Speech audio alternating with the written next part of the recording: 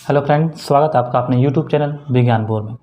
यदि आप अभी तक हमारे चैनल को सब्सक्राइब नहीं किए हैं तो जल्दी से सब्सक्राइब करें और बेल आइकन को दबाना न भूलें।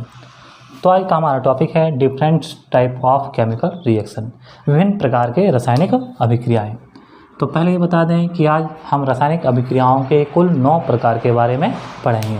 ठीक है, तो सबसे पहला रासायनिक अभिक्रिया का प्रकार होता है संयोजन या संश्लेषण अभिक्रिया। संयोजन, नाम से ही पता चल रहा है कि संयोजन का मतलब क्या होता है, जोड़ना, संयोग करना। अर्थात ऐसा रासायनिक अभिक्रिया जिसमें दो छोटे छोटे पदार्थ, दो या दो से अधिक छोटे छोटे पदार्थ आपस में मिलकर के एक बड़े पदार्थ, बड़े यौगिक का निर्माण करते हैं, वैसे रासायनिक अभिक्रिया को क्या कहते हैं, संयोजन या संश्लेषण अभिक्रिया कहते हैं।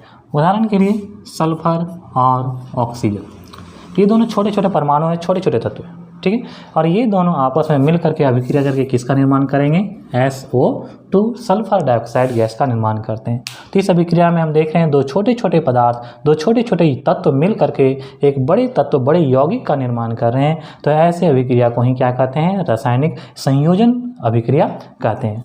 दूसरा एग्जाम्पल देख सकते हैं, CaO कैल्शियम ऑक्साइड और जल। जब ये दोनों आपस में अभिक्रिया करता है तो क्या बनाता है, CaOH का हॉल्डो। ये दो अलग अलग यौगिक हैं, कैल्शियम ऑक्साइड और जल। ये दोनों आपस में अभिक्रिया करके एक बड़ा यौगिक कैल्शियम हाइड्रोक्साइड का निर्माण करता है। तो इसी अभिक्रिया को क्या कहेंगे, संयोजन या संश्लेषण अभिक्रिया। अर्थात ऐसी अभिक्रिया जिसमें दो या दो से अधिक छोटे छोटे तत्व या यौगिक मिल करके एक बड़े यौगिक का निर्माण करते हैं, वैसे अभिक्रिया को संयोजन या संश्लेषण अभिक्रिया कहते हैं। दूसरा होता है वियोजन या अपघटन अभिक्रिया। वियोजन का मतलब तोड़ना या टूटना। ठीक है, तो वियोजन या अपघटन अभिक्रिया वैसे अभिक्रिया को कहते हैं जिसमें एक बड़ा यौगिक, बड़ा पदार्थ किसी भी कारण से टूट करके दो या दो से अधिक छोटे छोटे पदार्थों में बढ़ जाता है, वैसे अभिक्रिया को वियोजन या अपघटन अभिक्रिया कहते हैं। जैसे कैल्शियम कार्बोनेट CaCO3, जब इसको गर्म किया जाता है तो क्या होता है, यह टूट जाता है और टूट करके दो यौगिकों का निर्माण करता है। पहला यौगिक होता है कैल्शियम ऑक्साइड और दूसरा यौगिक होता है कार्बन डाइऑक्साइड गैस। तो इस अभिक्रिया में क्या हो रहा है, कैल्शियम कार्बोनेट जो एक बड़ा यौगिक है टूट करके दो छोटे छोटे यौगिकों का निर्माण कर रहे हैं, कैल्शियम ऑक्साइड और कार्बन डाइऑक्साइड। तो इस अभिक्रिया को क्या कहेंगे, वियोजन या अपघटन अभिक्रिया। तीसरा होता है विद्युत अपघटन अभिक्रिया। यह भी एक प्रकार का अपघटन अभिक्रिया ही है। तो ऐसा अपघटन अभिक्रिया जिसमें टूटने की क्रिया जो होगी वह किसके कारण होगा, विद्युत के कारण होगा। ठीक है, तो ऐसी रासायनिक अभिक्रिया जिसमें विद्युत के कारण अपघटन अभिक्रिया होता है, विद्युत के कारण बड़ा यौगिक टूट जाता है, तो ऐसी अभिक्रिया को ही विद्युत अपघटन अभिक्रिया कहते हैं। उदाहरण के लिए सोडियम क्लोराइड।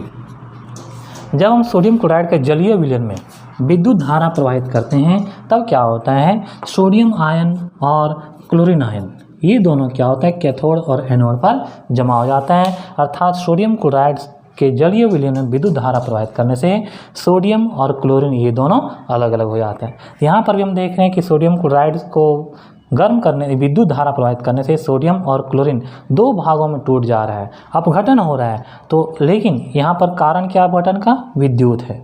तो ऐसा अपघटन अभिक्रिया जिसमें अपघटन की क्रिया विद्युत के कारण हो, ऐसी रासायनिक अभिक्रिया को ही विद्युत अपघटन अभिक्रिया कहते हैं।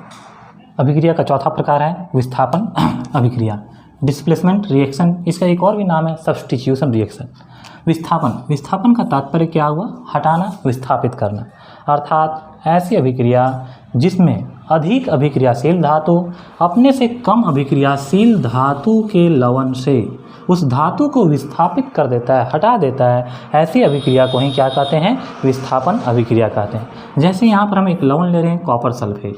कॉपर सल्फेट में कौन सा धातु है, कॉपर। कॉपर से अधिक अभिक्रियाशील कोई भी धातु जैसे जिंक क्या है, कॉपर से अधिक शक्तिशाली, अधिक पावरफुल है। तो जब भी कॉपर सल्फेट के जलीय विलयन में जिंक धातु डालेंगे, अर्थात जिंक की अभिक्रिया कॉपर सल्फेट से कराया जाएगा, तो जिंक क्या करेगा, इससे कॉपर को क्या करेगा, हटा देगा और खुद इसके साथ मिल जाएगा। अर्थात क्या बनाएगा, जिंक सल्फेट और कॉपर अलग हो जाएगा।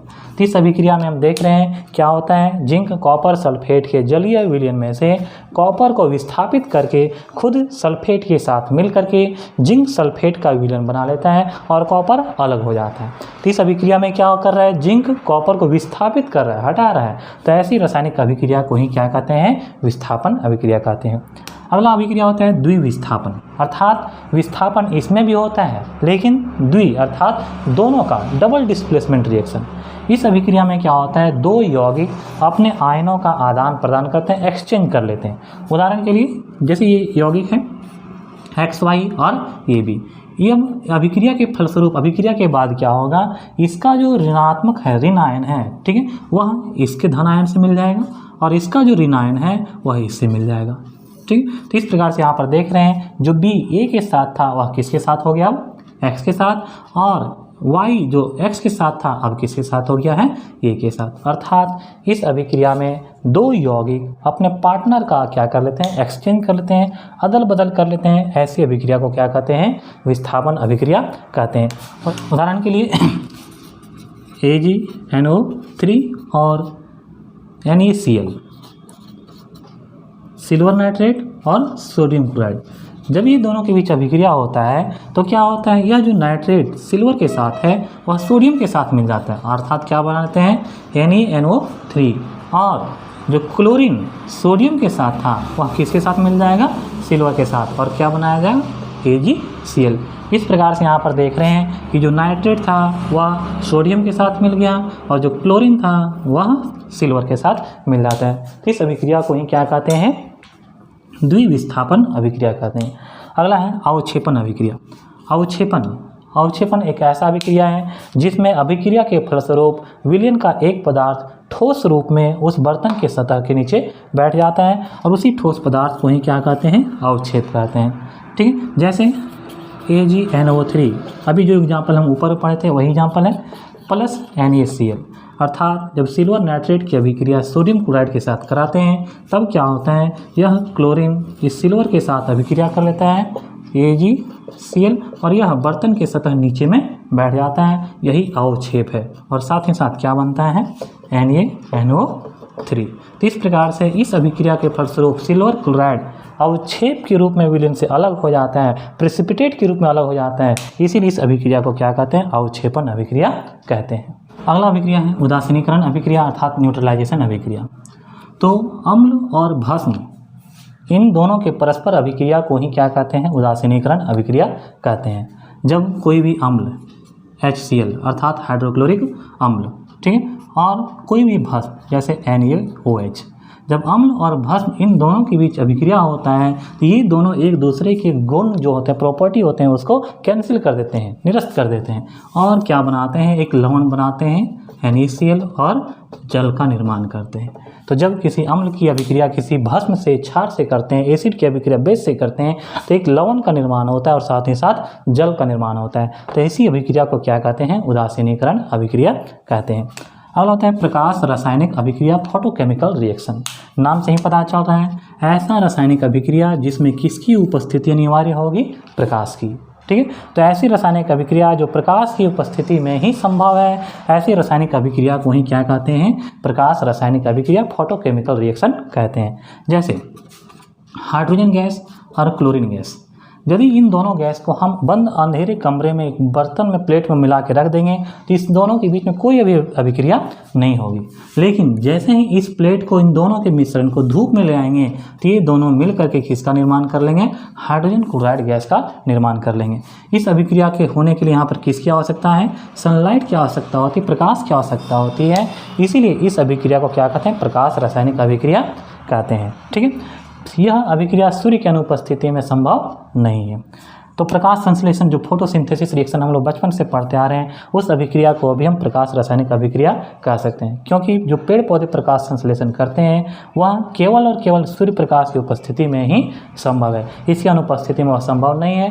तो प्रकाश संश्लेषण क्रिया को भी हम प्रकाश रासायनिक अभिक्रिया कह सकते हैं। ठीक है, और रासायनिक अभिक्रिया का सबसे जो महत्वपूर्ण भाग है ऑक्सीकरण अवकरण अभिक्रिया, ऑक्सीडेशन रिडक्शन रिएक्शन, जिसे संक्षेप में क्या कहते हैं, रेडॉक्स रिएक्शन भी कहते हैं।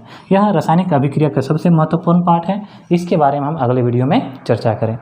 तो जो अभी तक इस चैनल को सब्सक्राइब नहीं किए हैं और आगे भी इसी प्रकार से विज्ञान के बारे में महत्वपूर्ण जानकारी प्राप्त करते रहना चाहते हैं तो जल्दी से हमारे चैनल को सब्सक्राइब कर लें और बेल आइकन को दबाना न भूलें। धन्यवाद।